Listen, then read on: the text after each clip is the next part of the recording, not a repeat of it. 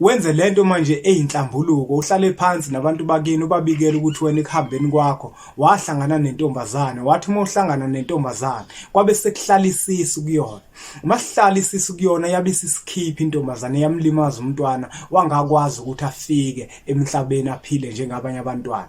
Utheke uma uhamba wathola ukuthi lento ihamba ikuhluphe, lento ihamba ivimba into zakho, uyazama ukuzenza izinto azenzeki. Isimo salengane sihamba sibe yithunzi ezintweni zakho, sihamba lengane le ihamba ivimba into zakho zingakwazi ukuthi zenzeke. Abantu abaningi ke lento engikhuluma ngabe sibashayile kakhulu, uthola ukuthi umuntu uyazama ukwenza izinto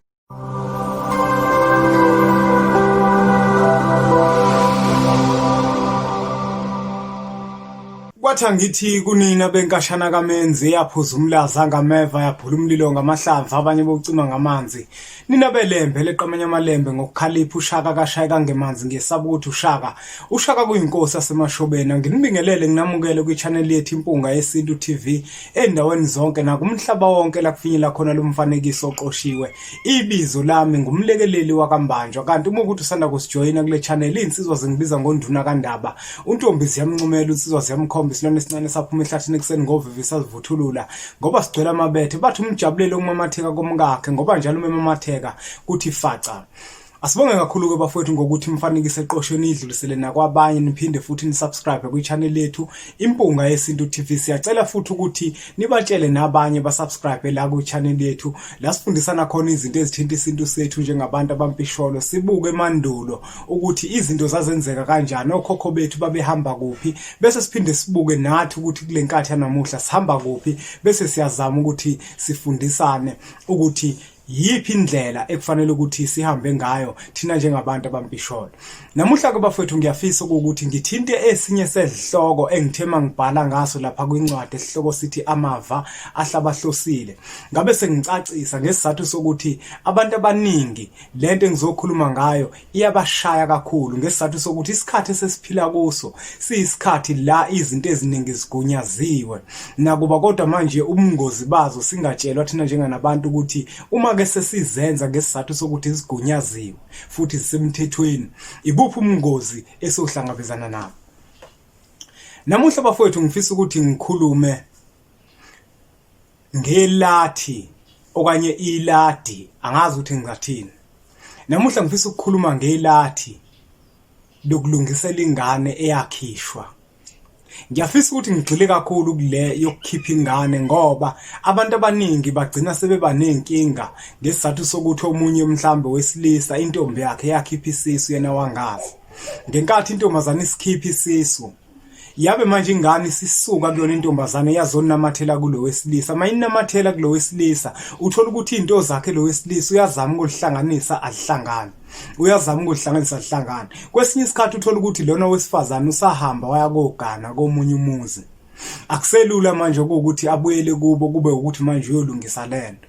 Kwesinye isikhathi uthola ukuthi lona wesilisa lento ihlupha yena yedwa.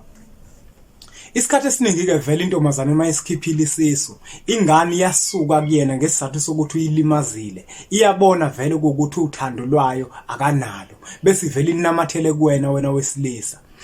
Manje into zakho umuntu yazibamba azibambeki, uyazibamba zibambeki, uyazihlanganisa zihlanganiseke. Namuhla ke kodwa ke ngifisa ukukutshela ukuthi leyo nto ilungiswa kanjani.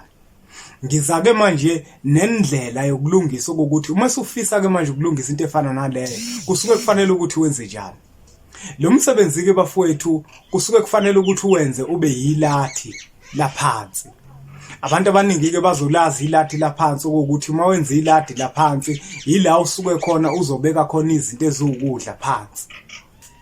Ngaphambi kokuba kulenze lelathi yini kufanele ukuthi uyenze. Kusuke kubalekile ukuthi uqale ngokuthola imbuzi yokuthi uzigeze wena. Mawungenawo amandla ukuthi uthole imbuzi, ungabambisa ngokuthi uhambe uye ebantwini abasizayo bafike bakugeze. Ngoba manje senzele ukuthi kusuke lelathunze elimnyama elakwembatha ngenkathi ushonelwa ingane. Phela intombi yakho mayikhipha isisu, lokho kusuke kufana nokuthi wena ushonelwe ngoba ingane yafa, umphefumulo wayo uyasala ngaphakathi kuyona intombazane.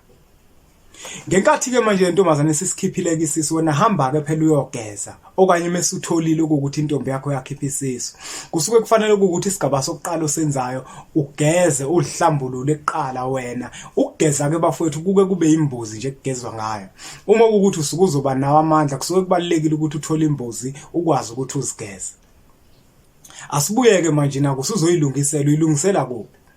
Ngokusemthethweni makuthiwa iphuphumile kusuke kufanele ukuthi ingane ilungiselwe bokantombazane, kodwa ngesizathu sokuthi intombazane iyayikhipha, nawe usuthema uhamba wabona ukuthi izinto zakho kukhona la zihambe zibambeke khona, lokho kuveza ukuthi ingane ihleli kuwena okanye inamathele kuwena. Kusuke sekukuphoqa ke wena njenganensizwa ukuthi ukulungisa ohlangothini lwakho lokho ukuze ingane ingeke iqhubeke ikuhluphe, ngoba into zakho mfowethu izozivimba ngempela, into zakho angeke zikwazi ukuthi zikhanye. Uma kusugezile kusuke sekufanele ukuthi uhambeke manje uye ekhaya. Mawufika ekhaya, into yokuqala oyenzayo ngabe umfana noma ngabe intombazane, kusuke kubalekile ukuthi ke manje ugonyuluke wenze lento manje eyinhlanga abantu bakini ubabikela ukuthi wena ekuhambeni kwakho wahlangana nentombazane, wathi uma uhlangana nentombazane kwabe sekuhlala isisu kuyona. Uma sihlala isisu kuyona yabe isikhipha intombazane, yamlimaza umntwana wangakwazi ukuthi afike emhlabeni aphile njengabanye abantwana. Utheke uma uhamba wathola ukuthi lento ihamba ikuhluphe, lento ihamba ivimba into zakho, uyazama ukuzenza izinto azenzeki. Isimo salengane sihamba sibe yithunzi ezintweni zakho, sihamba lengane le ihamba ivimba into zakho zingakwazi ukuthi zenzeke. Abantu abaningi ke lento engikhuluma ngabe sibashayile kakhulu. Uthola ukuthi umuntu uyazama ukwenza izinto kodwa zenzeki. Uthola ukuthi umuntu intombi yakhe yakhipha isisu mhlambe nakazi, bese adideka ukuthi leyo nto uzoyilungisa kanjani. Kodwa ke namuhla ingako ngithi ake ngibacobelele abantu ukuthi leyo nto uyenza kanjani. Uma kusuhlale phansi nabomndeni wakho wabatshela ukuthi ingane intombazane yayikhipha, hayi ngokwenhloso yakho kodwa ngokwenhloso zayo ezazaziwa yiyona. Uma kumndeni kusukuzwile konke lokho, usugonyulukile wahlala phansi nawo wawutshela umndeni ukuthi cha intombazane ke emva kwaloko yabisa isikhipha isisu, bakuzwa ke ekhaya lokho nkathi ukuchaza into esekusuke kufanele ukuthi uyenze. Kusuke sekufanele ke manje ukuthi ke uthole inkukhu yokuqala. Le nkukhu yokuqala le iyona ozohamba uye nayo emsamo, ufike kubikwe manje kubikelwe ithongo. Angani manje uyakhumbula ukuthi uqale wahlala phansi wabikela abazali bakho abaphila ngokwenyama, usuzobikela ithongo ke manje ukuthi wahamba wena ekuhambeni kwakho wabusuhlangana nentombazane. Ngamafuphi manje uyagonyuluka, uyahlambuluka, ngoba leyo nto isuke iyimfihlo yakho. Kwesinye isikhathi uthola ukuthi umuntu akayixoxe ekhaya, akayixoxela umuntu kodwa yaziwa uyena. Usuyagonyuluka ke manje nasethongweni njengoba usugonyulukile nasebantwini abaphila ngokwenyama. Ngale nkukhu yokuqala ke iyona ufika ubikele ngayo amathongo ekhaya ukuthi wahamba wahlangana nentombazane kwabe sekuhlala umntwana. Uyakholelwa futhi ukuthi nabo bayalwazi lonke lelo daba nalowo mntwana ngoba vele wayekade eyisipho esivela kubona. Uyacela ke manje ukuthi ke ingane la ikhona bayisondeze eduze. Usubabikelile-ke inkukhu yokuqala leyo, bese uphinde futhi uthole inkukhu yesibili. Ngale nkukhu yesibili ke manje usubheka kulona futhi ithongo, uyakhuleka kulo, uyalazisa ukuthi ke nina ke makhehla kithi ngiyacela ke manje nake nogogo ukuthi ke ingane la ikhona bese nikwazi ukuthi niyisondeze. Nawe ngane yami namuhla ke sengikwethi igama, nina bosibani usukhuluma nabantu bakini, uyababikela ke manje ukuthi ke le ngane yakhishwa intombazane, le nkukhu ke iyona nkukhu engiyetha ngayo igama layo ke manje kuzoba usibanibani. Ngane yami namhlanje usunegama, usuzoba usibanibani, usuzofana nazo zonke ezinye ingane nazo ezinamagama.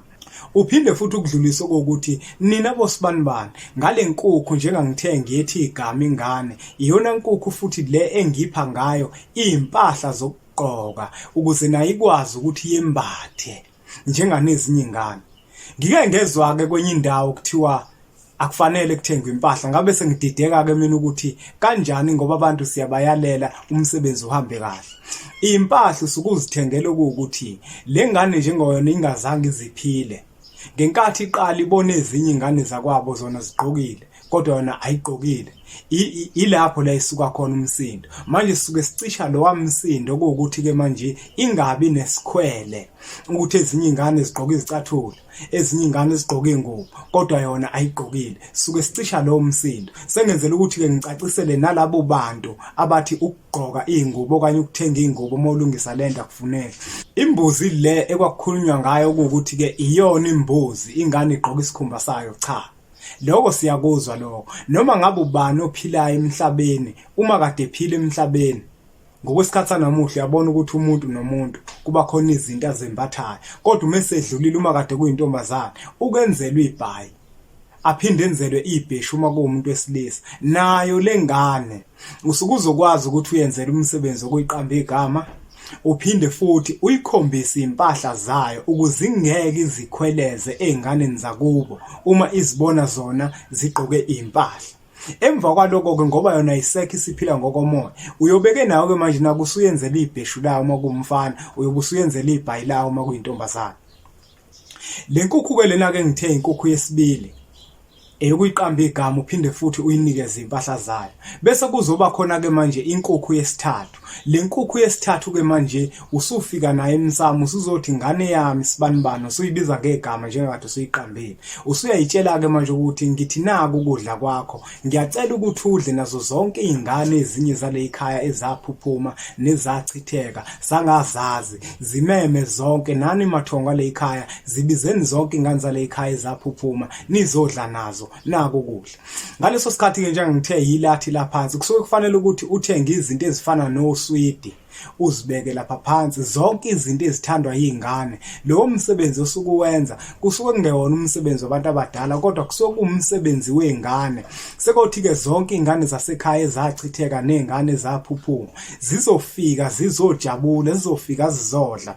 Kusuke kufanele ukuthi ingane kuyinxuse ukuthi-ke mayifika iza kodadewabo nabafowabo ayingafiki kabi kodwa ayifike izoba yithongo elihle kuzona, ikhanyise, ivike njalo njalo. Asithembeke bafowethu ukuthi lo mfanekiso oqoshiwe uzwakalile oyilathi lokulungisela ingane eyakhishwa intombazane. Uma wena nsizwa ukuthi intombi yakhe yakhipha isisu kodwa ingane usuyabona ukuthi ihleli kuwena, siyacela ukuthi-ke uyilandele lento, uyilungise ngoba into zakhe izozivala zithule thaqa.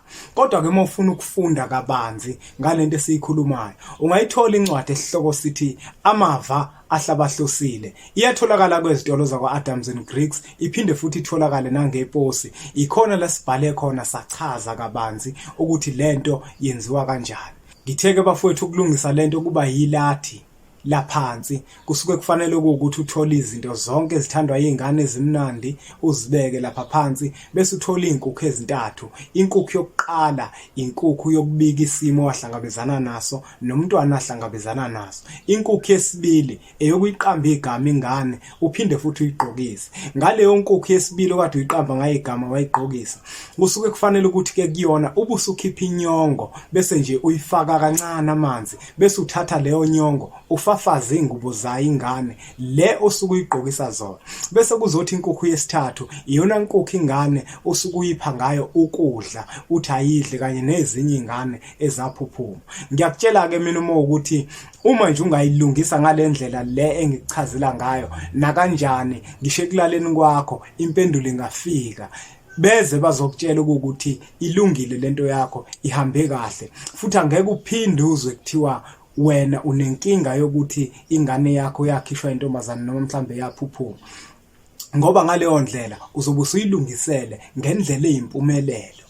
Ngiyakuthembisa bafowethu. Na kanjani-ke bafowethu ngiyacela nizitholele zona-ke incwadi lezi zempunga yesintu esihloko sithi sithini isintu, nencwadi esihloko sithi Amava Ahlabahlosile. Ngiyacela-ke futhi ukuthi niqhubeke bafowethu nisubscribe la kwi-channel yethu Impunga Yesintu TV. Sisazophinde sibuye futhi sesizobheka-ke manje ingane eyaphuphuma. Uzokhumbula phela ukuthi ingane eyaphuphuma lokho kuwumshophi akuyona inhloso, kanti ingane yakhishwa into esuke yenziwa ngenhloso. Nasencwadini esihloko sithi Amava Ahlabahlosile sikubhale sakwehlukanisa ngoba isihloko esibhale ngaphansi kwaso sithe ukuphuphuma kwesisu nokukhishwa kwesisu. Nawe-ke sitholele le ncwadi bese sithi-ke nje impunga.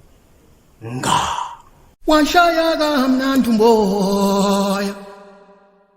umoya womkhoma zwangikhumbuza indaba kamsengiyani. Washaya kamnandi umoya womkhoma zwangikhumbuza umthuzi hlahla somthola sase sibuzo lotshani.